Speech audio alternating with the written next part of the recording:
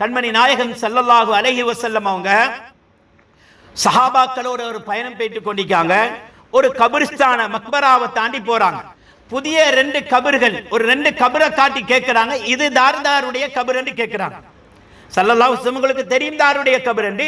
அந்த விஷயத்தினுடைய மகத்துவத்தை சொல்லுகிறதுக்காக வேண்டி அவங்க கேட்கிறாங்க, இது யாருடைய கபர்? அப்ப சொல்றாங்க, இது இன்னாருடைய கபர், இது இன்னாருடைய கபர். அப்ப ஸல்லல்லாஹு அலைஹி வஸல்லம் சொல்றாங்க, இந்த 2 கபர்லையும் இருக்கக்கூடிய 2 பேரும் அதாபு செய்யப்பட்டு கொண்டிருக்கிறாங்க. அருமை ரசூலுல்லாஹி ஸல்லல்லாஹு அலைஹி வஸல்லம் அல்லாஹ் எந்த அளவுக்கு மறைமுகமான ஞானத்தை கொடுத்திருக்கிறான். பூமிக்கு அடியில என்ன நடக்குது என்பதை அவங்களுக்கு பார்க்கிறதுக்கு ஏழும். மூசா அலைஹிஸ்ஸலாம் அவங்க கபர்ல தொழுதது பூமிக்கு அடியில. இங்க 2 கபராளிகள் அதாபு செய்யப்படுறாங்க, வெளியில இல்ல, சிசிடிவி கேமரா வச்சு பார்க்க இல்ல, உள்ளால பூமிக்கடியில என்ன நடக்குது என்பதை வெளியிலிருந்து பார்க்கிறாங்க. சொல்லாங்க 2 கபராளிகளும் அதாபு செய்யப்பட்டு கொண்டிருக்கிறாங்க என்று சொல்லிட்டு, என்ன ரீசன், என்ன காரணத்துக்காக வேண்டி அவங்க அதாபு செய்யப்பட்டு கொண்டிருக்கிறாங்க என்ற செய்தியையும் கண்மணி நாயகம் ஸல்லல்லாஹு அலைஹி வஸல்லம் சொன்னாங்க. ஒத்தரி மக்களுக்கு மத்தியில கோல் மூட்டி திரிஞ்சார். இங்க உள்ளது அங்கேயும் அங்கு உள்ளது இங்கேயும் சொல்லி மக்களுக்கு மத்தியில பிரிவினை ஏற்படுத்தி கோல் மூட்டி திரிந்தார். அதற்காக வேண்டி அவர் அதாபு செய்யப்பட்டு கொண்டிருக்கிறார்.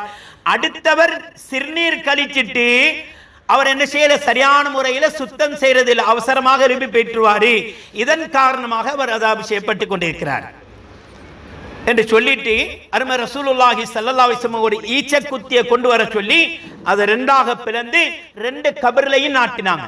நாட்டிட்டு சொன்னாங்க, இந்த 2 மரங்களும் காயாமல் செழிப்பாக பச்சையாக இருக்கும் காலமெல்லாம் இந்த மரம் தஸ்பீஹ் செஞ்சு கொண்டு இருக்கு.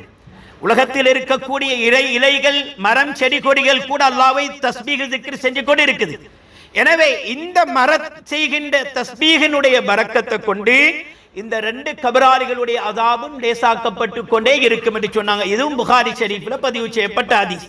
அப்போ ஒரு மரம் செய்கின்ற தஸ்பீஹ் திக்ர் ஒரு கபராளிக்கு அதாபை லேசாக்குகின்றது, இல்லாமலாக்குகின்றது என்று சொன்னால், குடும்பத்தை சேர்ந்த ஒருத்தர் மௌத்தாகி அவருக்காக வேண்டி உயிரோடு இருக்கக்கூடிய குடும்ப மக்கள் குர்ஆனை ஓதி, திக்ர்களை வச்சு, ஸலவாத்துகளை ஓதி, அன்னதானங்களை கொடுத்து அவருக்காக வேண்டி கேட்கின்ற துஆக்கள் எந்த அளவுக்கு பலனளிக்கும் என்பதை சொல்லாமலேயே நமக்கு புரியக்கூடியதாக இருக்கிறது.